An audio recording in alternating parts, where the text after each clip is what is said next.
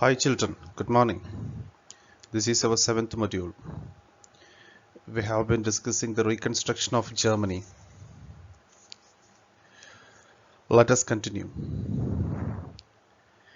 Hitler now moved to achieve his long-term aim of conquering Eastern Europe. He wanted to ensure food supplies and living space for Germans. He attacked the Soviet Union in June 1941.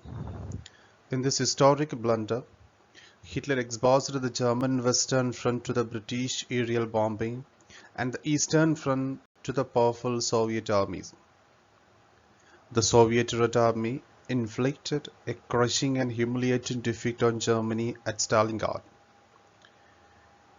After this, the Soviet Red Army hunted out the retreating German soldiers until they reached the heart of Berlin, establishing Soviet hegemony over the entire Eastern Europe for half a century thereafter.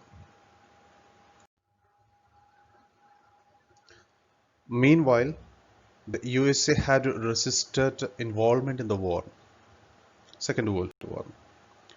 It was unwilling to once again face all the economic problems that the First World War had caused. That was the reason. But it could not stay out of the war for long. Japan was expanding its power in the east. It had occupied French Indochina and was planning attacks on US naval bases in the Pacific. When Japan extended its support to Hitler and bombed the US base at Pearl Harbor, the US entered the Second World War. The war ended in May 1945 with Hitler's defeat and the US dropping of atom bomb on Hiroshima in Japan.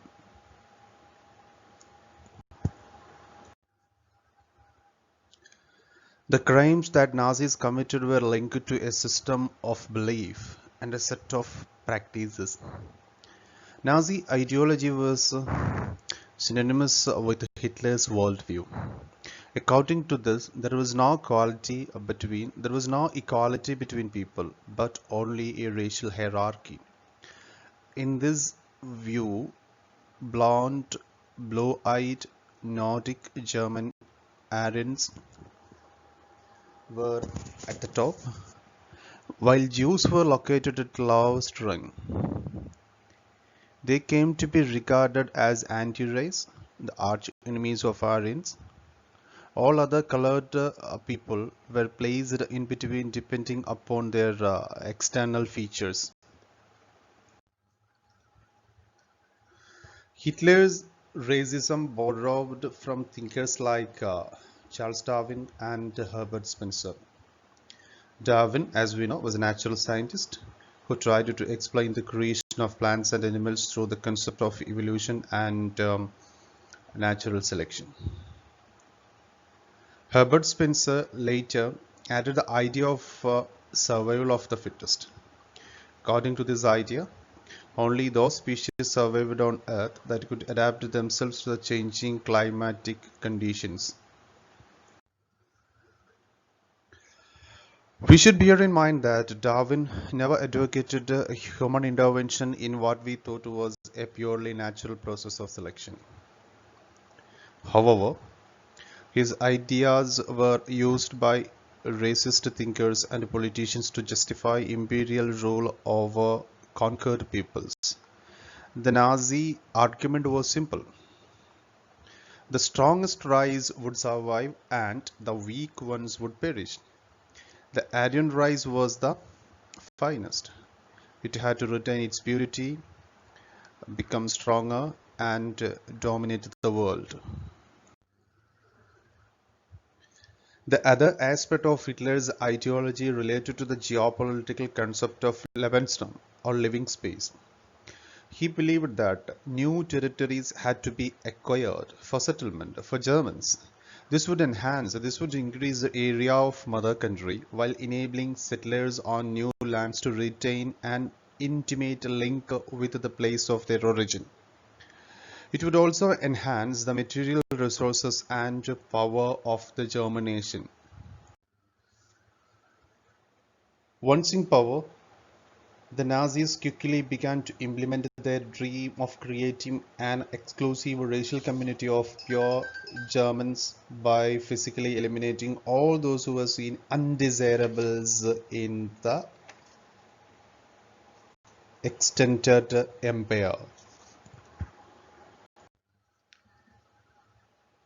Nazis wanted only a society of pure and healthy Nordic Aryans.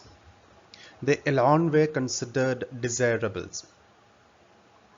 Only they were seen as worthy of prospering and multiplying against all other who were classed as undesirables. This meant that even those Germans who were seen as impure or abnormal had no right to exist. Under the euthanasia program, Mercy killing, Hilmer's father, along with the other Nazi officials, had to condemn to death many Germans who were considered mentally or physically unfit. Hi, hope you have understood this part. You have one question here that is related to Nazi worldview. Read the textbook and try to find answer to this question. Thank you.